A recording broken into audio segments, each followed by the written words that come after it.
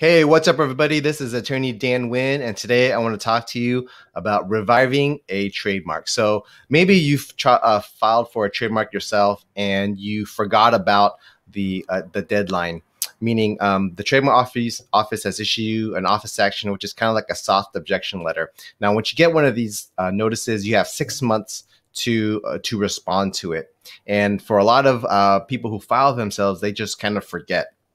I did have one client, tell me that they get so many emails and it just kind of got lost. And one of the problems also is you get so many communications from these third-party solicitors trying to sell you some stuff, selling you trademark services that you don't know who's who, right? And it doesn't help that the trademark office tells you, hey, beware of third-party solicitors. So these emails kind of get mixed up to each other, but you also have to kind of keep track of your application. So what happens when you forget to respond to a trademark office action response within the 6-month deadline?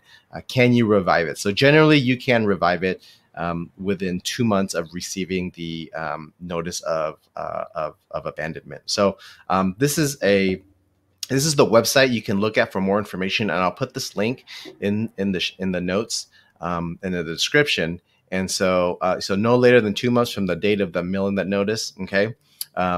So there's some other things. If you've not received the notice of abandonment or have not received office action, you can put some information there. But generally speaking, about 2 months is when you is kind of the grace period to revive your application. So in this page, this I'll show you like what if you forget to file your statement of use or extension for requests.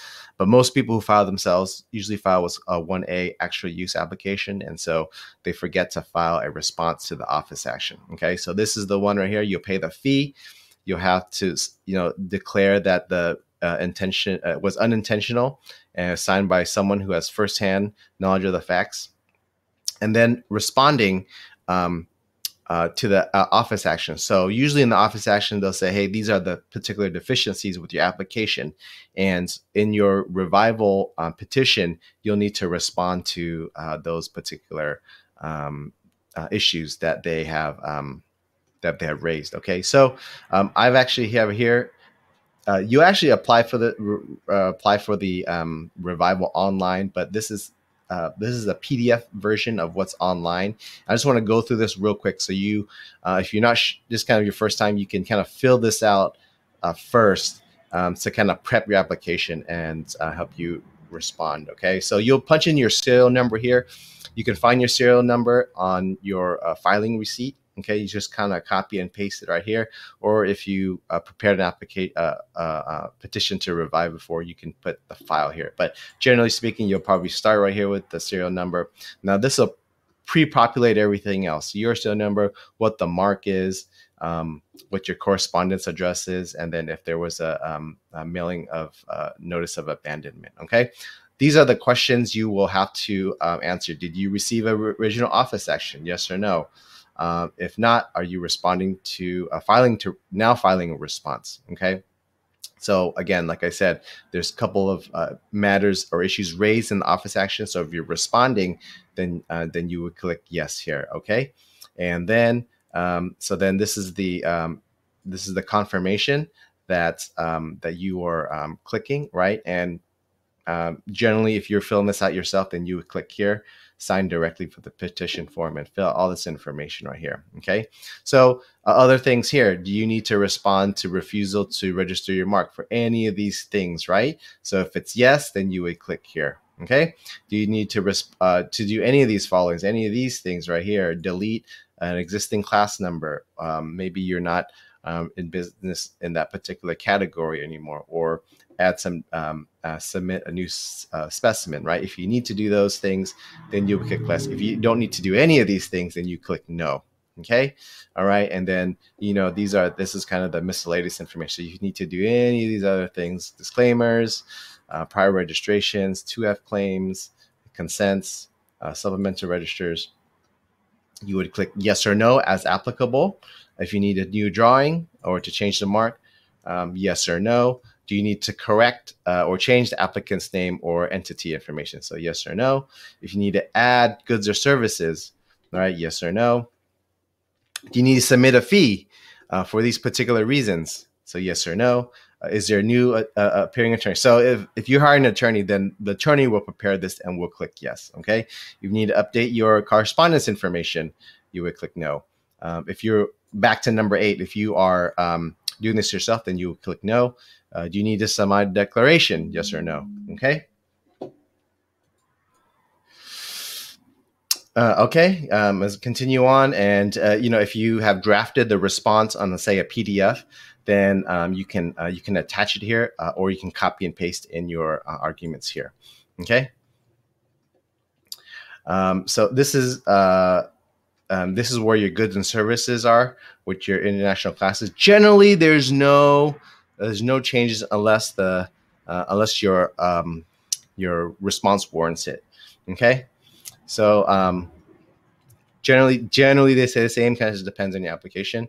Okay. And then if you file a new specimen, you would click the appropriate box. All right. So this is just continues. This is second class. So it's the same thing. If you did multiple classes, this is just the second class. Okay. Just kind of scrolling on. Okay, is there any additional statements that you need to put? Prior registrations, any things like that. 2F claims, things like that. Any miscellaneous statements. Okay, and then if you're going to amend it, then you would check it. Okay, so as we continue, okay, right? If you are changing the mark. Or the drawing or anything, this is the particular section, right? Upload and things like that.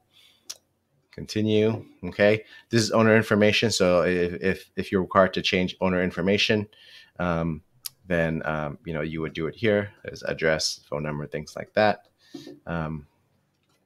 This is for collect. This is the same. Just the same. If we need to do new class, adding a new class, okay.